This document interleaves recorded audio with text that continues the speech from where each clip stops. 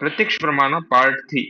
ये जो पार्ट 3 इसके अंदर जो है ना हम जो टॉपिक पढ़ेंगे वो होंगे नेचर ऑफ इंद्रिया, इंद्रिया, कर्म इंद्रिया, उभय इंद्रिया, डिफरेंट ओपिनियन ऑन इंद्रिय संख्या, इंद्रिय पंचवाचक और त्रयोदश कारण। इसके अंदर जो सबसे इम्पोर्टेंट जो टॉपिक है वो इंद्रिय पंचवाचक और त्रयोदश कारण है। ओके, तो अब जो है ना हमारा सबसे पहला टॉपिक हम नेचर ऑफ इंद्रिया स्टार्ट कर रहे हैं। इंद्रिया के बारे में जो उनकी जो ओरिजिन है उसके ऊपर जो है ना दो ओपिनियन है। एक अकॉर्डिंग टू चरक और सुश्रुत उन्होंने जो है ना इंद्रिया को कम्प्लीटली भौतिका मान लिया, लेकिन अकॉर्डिंग टू सांख्या, वैशिका और वेदांत दर्शन इंद्रिया और अहंकारिका एज वेल एज भौतिका, ये अहंकारिका भी है और भौतिका भी है। अब ऐसा क्यों डिफरेंट ओपिनियन बना? तो सबसे पहला क्वेश्चन आता है कि वाई इंद्रियाज आर भौतिका। इसलिए जो है ना तीन रीजन दिए गए। बिकॉज नरिशमेंट, पंच महाभौतिक आहारा provide energy to the energy and nourishment to the इंद्रिया फॉर परसेप्शन। एक पंच महाभौतिक आहारा जो है ना इंद्रिया को एनर्जी प्रोवाइड करता है, नरिशमेंट करता है, ताकि वो जो है ना इंद्रियार्था को परस्यू कर पाए। उसका डोमिनेंस, ईच इंद्रिया एंड देयर इंद्रियार्थ, इंद्रिया और इंद्रियार्था के अंदर जो है ना एक सिमिलर पंचमहाभूतिक डोमिनेंस रहता है। और उसी डोमिनेंस की सिमिलर पंचमहाभूतिक कॉन्स्टिट्यूशन या डोमिनेंस की वजह से ही जो है ना वो इंद्रिया जो है उस पर्टिकुलर इंद्रियार्था को जो है ना परस्यू कर पाते हैं। ओके, अब जो है ना नेक्स्ट, वह इंद्रिया और अहंकारिका, इंद्रिया को अहंकारिका क्यों कहा गया? सबसे पहले जो है ना इंद्रिया को अहंकारिका क्यों कहा गया, इसकी मीनिंग समझते हैं। सृष्टि उत्पत्ति के अंदर जो है ना सात्विक अहंकारा विद द हेल्प ऑफ राजसिक अहंकारा प्रोड्यूस एकादश इंद्रिया, यानी कि जो हमारे जो 11 इंद्रिया का जो ओरिजिन है सृष्टि उत्पत्ति के अंदर वो सात्विक अहंकारा से है। इस वजह से हमने इसको अहंकारिका कहा। अब हम इसको भौतिका क्यों नहीं करें? भौतिका इसलिए नहीं करें क्योंकि जो पंच महाभूता जो है सृष्टि उत्पत्ति में पंच महाभूता प्रोड्यूस होते हैं तामस अहंकारा के डोमिनेंस से। और अगर पंचमहाभूत अगर तामस अहंकार के डोमिनेंस से प्रोड्यूस हो तो उनके अंदर तमोगुना ज्यादा होगा, और तमोगुना ज्यादा होगा तो इंद्रिया जो है ना पंचमहाभूति का नहीं हो सकते। क्यों नहीं हो सकते? कि जो इंद्रिया अर्थात वो जो इंद्रिया अर्थात को जो परस्यू करते हैं वो सात्विक गुना की वजह से परस्यू करते हैं।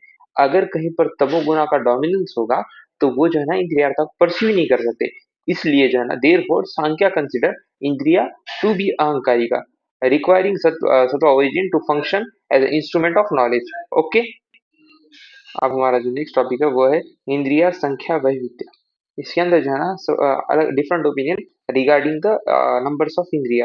एक इंद्रिया के अंदर सिर्फ एक इंद्रिया स्पर्श इंद्रिया को माना गया है। पंच इंद्रिया के अंदर सिर्फ जो है ना 5 ज्ञान इंद्रिया को माना गया है। षड इंद्रिया के अंदर 5 ज्ञान इंद्रिया और मना को माना गया है। और दस इंद्रिया के अंदर 5 ज्ञान इंद्रिया और 5 कर्म इंद्रिया। इसके अंदर के किसी को भी जो है ना वाइडली एक्सेप्टेंस नहीं मिली। ये लेकिन जो एकादश इंद्रिया जो पांच ज्ञानेंद्रिया, पांच कर्मेंद्रिया और मना, ऐसी जो 11 इंद्रिया जो थी इनको वाइडली एक्सेप्ट किया गया। इसे हम कह सकते हैं सर्वतंत्र सिद्धांत कहा जा सकता है एकादश इंद्रिया को। ओके, अब जो है ना हमारा जो नेक्स्ट टॉपिक है वो है इंद्रिय। सबसे पहले इंद्रिया की निरुक्ति देखते हैं। इंद्रिया जो वर्ड है वो कम्स फ्रॉम वर्ड इंद्रा, और इंद्रा का जो मीनिंग है कि इंस्ट्रूमेंट और means for the perception of knowledge to आत्मा। आत्मा को जो नॉलेज परसेप्शन का परस्यू करनी है उसके लिए जो इंस्ट्रूमेंट है उसको कहा गया है इंद्रिय। ओके, सिनोनिम्स ऑफ इंद्रिया आत्मा, लिंगा, बाह्य ज्ञानाकार में और बाह्य कारण। और यहाँ पर निरुक्ति भी सेम दी गई है पिछली बार की तरह। ओके, अब लक्षण ऑफ इंद्रिय है इंद्र आत्मा तस्य साधनम इंद्रियम, इंद्रियास आर आत्मज्ञान साधका, यानी कि जो आत्मा जो नॉलेज परस्यू करता है उसके उसका जो साधन है उसको कहा जाता है इंद्रियम। ओके, और मैंने जो है ना यहाँ पर इसका वर्ड बाय वर्ड एक्सप्लेनेशन इसलिए दिया है ताकि आप श्लोक के साथ अगर ये वर्ड बाय वर्ड एक्सप्लेनेशन लिखेंगे तो आपको श्लोक बहुत आसानी से याद होगा। ओके, अब हम एक नया अगला एक लक्षण देखते हैं। सेंद्रिय चेतनम द्रव्य, निरेंद्रिय अचेतनम, यानी कि consciousness exist where the indriyas are present with dravya. जैसे कि द्रव्य प्लस इंद्रिया रहा तो चैतन्य द्रव्य, द्रव्य माइनस इंद्रिया तो अचैतन्य द्रव्य। ओके, अब जो है ना हमारा जो नेक्स्ट टॉपिक होगा वो नेक्स्ट टॉपिक होगा, अब हम इंद्रिया पंचपाचक के बारे में पढ़ेंगे। देखो सबसे पहले इंद्रिया का नाम है ग्रहण इंद्रिया। ग्रहण इंद्रिया इंद्रिया का अधिष्ठान नॉस्ट्रेल, यानी कि लोकेशन, लोकेशन कौन सा महाभूता डोमिनेंट है वो। और इंद्रिया अर्थ है, इंद्रिया अर्थ यानी कि जिसको परस्यू करता है, जैसे गंधा, उससे इंद्रिया बुद्धि जब हम परस्यू करेंगे तो गंधा की एक सेपरेट बुद्धि होगी। ओके, उसका रिलेटेड जो स्मृति है, गंध की जो स्मृति वगैरह वो सब चीज़ें जाएंगी और घ्राणा बुद्धि में आएगी। ओके, तो इस तरीके से रसन इंद्रिया, उसका अधिष्ठान जीवाग्रह, महाभूता डोमिनेंट आप, इंद्रिया अर्थ रसा और इंद्रिया बुद्धि रसाना बुद्धि। चक्षुण इंद्रिया अधिष्ठान आइज, महाभूता तेजस, इंद्रिया अर्थ रूपा एंड चक्षुणा बुद्धि। स्पर्शन इंद्रिया त्वक, स्पर्शन इंद्रिया का इंद्रिया अधिष्ठान त्वक, त्वक के बाद महाभूता डोमिनेंट वायु और इंद्रियार्थ स्पर्शा और स्पर्शा बुद्धि। श्रोतन इंद्रिय एयर्स, एयर्स के बाद आकाशा महाभूता डोमिनेंट शब्दा इंद्रियार्थ और इंद्रिया बुद्धि श्रोत्रा बुद्धि। ओके, तो अब हम जो है ना हमारा नेक्स्ट टॉपिक वो है कर्म इंद्रिया। कर्म इंद्रिया के ऊपर मूव ऑन करते हैं। ओके, कर्म इंद्रिया 5 कर्म इंद्रिया हैं, 5 हैं। इनकी जो नाम वाक, पानी, पादा, पायु और उपस्थता। वाक का अधिष्ठान तालु, कंठा और जीवा। Function speech. यहाँ पर जीवा एक ऐसा अधिष्ठान है जो कि कर्म इंद्रिया का भी अधिष्ठान है और हमारे ज्ञान इंद्रिया का भी अधिष्ठान है। ओके, उसके बाद पानी, पानी के अंदर जो है जो अधिष्ठान है हैंड्स, उसके बाद आदान प्रदान गिविंग टेकिंग राइटिंग ईटीसी।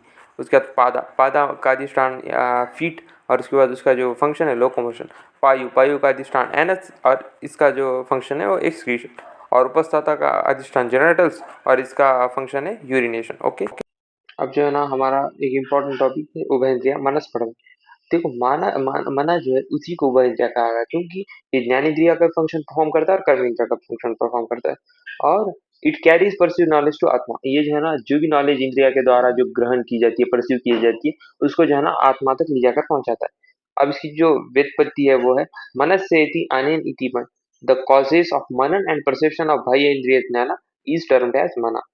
यानी कि जो मनन यानी कि हमारा चिंता विचार ये जो है मनन ये, और उसके अलावा जो बाह्य ज्ञान है उसको जो है ना ग्रहण करना, जो बाह्य ज्ञान का ग्रहण हुआ है उसको परस्यू करना, ये जो होता है ये मना की वजह से होता है, इसका एक काम है, ऐसा वेदपति के अंदर बताया गया।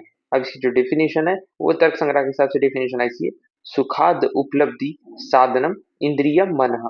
यानी कि इंद्रिया रिस्पॉन्सिबल फॉर परसेप्शन ऑफ सुखा दुखा। जो सुखा दुखा जो है ये लक्षण है आत्मा के। इन जो लक्षण को जो परस्यू करने वाला जो इंद्रिया है आत्मा की, जो लक्षणों को हम एक्सपीरियंस करने वाले हैं, वो जिस इंद्रिया को जिसने है वो मना है। और अब मना की जो लोकेशन है वो हृदय है। और उसके बाद उसके जो गुणा है वो है एका और अणु। एका यानी कि वननेस और अणु यानी कि सबटल, बहुत ही बारीक, बहुत ही छोटा। और एक इम्पोर्टेंट नोट ऐसा है कि बहुत सारी बार जो है ना इंद्रिया वृत्ति के बारे में पूछा जाता है। एक्चुअली इंद्रिया विषय को ही इंद्रिया वृत्ति भी कहा जाता है। ओके, तो रिमेम्बर इट। जो है ना हम त्रयोदश कारण पढ़ेंगे। सबसे पहले त्रयोदश करण, करण कारण ही करण, करण मतलब इंस्ट्रूमेंट होता है। Instrument responsible for all forms of knowledge to the आत्मा। यानी कि त्रयोदश कारण क्या है, ये इंस्ट्रूमेंट्स हैं जो रिस्पॉन्सिबल है एनी फॉर्म ऑफ नॉलेज जो आत्मा को प्रोवाइड हो रही है वो इन्हीं की वजह से हो रही है। अब ये त्रयोदश कारण के अंदर जो 13 है, 13 के अंदर जो है ना 2 टाइप्स हैं, 10 बाह्य कारण है और 3 अंत कारण है। जो 10 बाह्य कारण है उसमें 5 ज्ञानेंद्रिया, घ्राणा रसाना चक्षु स्पर्शा श्रोतनेन्द्रिया। और 5 कर्म इंद्रिया में वाक पानी पादा पायु उपस्थता। और 3 अंतःकरण जो है मनस बुद्धि एंड अहंकार। मनस के अंदर माइंड, बुद्धि का मतलब इंटेलेक्ट और अहंकार का मतलब ईगो। अब इसके अंदर जो है ना हम इनका जो है ना डिफरेंस पढ़ेंगे। अब जो है हम इनका डिफरेंस पढ़ेंगे, बाह्य और अंतःकरण। बाह्य कारण अंतःकरण कोर रोल। जो बाह्य करना का जो कोर रोल है वो ज्ञान ग्रहण, यानी कि ज्ञान का ग्रहण करना, नॉलेज का रिसीवर, नॉलेज को रिसीव करना है। लेकिन अंतःकरण क्या करता है, संकल्प और निश्चय, उसका उसके ऊपर डिसीजन बनाना, उसके ऊपर विचार करना, ये काम है अंतःकरण का। उसके बाद स्टेटस यानी कि बाह्य कारण जो है वो गौण है, सेकेंडरी। और जो अंतःकरण है वो प्रधान है और प्राइमरी है, प्राइमरी या मास्टर है। ओके, तो डिपेंडेंसी, डिपेंडेंसी जो है ना बाह्य कारण जो है उसको लगता है सपोर्ट मना का, जो कि अंतःकरण है। लेकिन अंतःकरण जो है ना उसको उसको जो है ना वो नॉलेज इंडिपेंडेंटली, ये इंडिपेंडेंटली नॉलेज गेन ही नहीं कर सकते बाह्य कारण। लेकिन अंतःकरण जो है वो इंडिपेंडेंटली भी नॉलेज गेन कर सकता है। जैसे कि योगा सिद्धि वगैरह के अंदर, जैसे कि हमारा जो मना जो है ना स्वप्न के अंदर वगैरह अगर हमको नॉलेज मिलती है ना उस टाइप में। ओके, उसके बाद टाइम पीरियड, टाइम के बारे में ऐसा है कि बाह्य कारण जो है ना ओनली प्रेजेंट नॉलेज गेन कर सकता है, लेकिन अंतःकरण त्रिकाल ज्ञान को जो है ना ग्रहण कर सकता है, पास्ट प्रेजेंट और फ्यूचर के हिसाब से।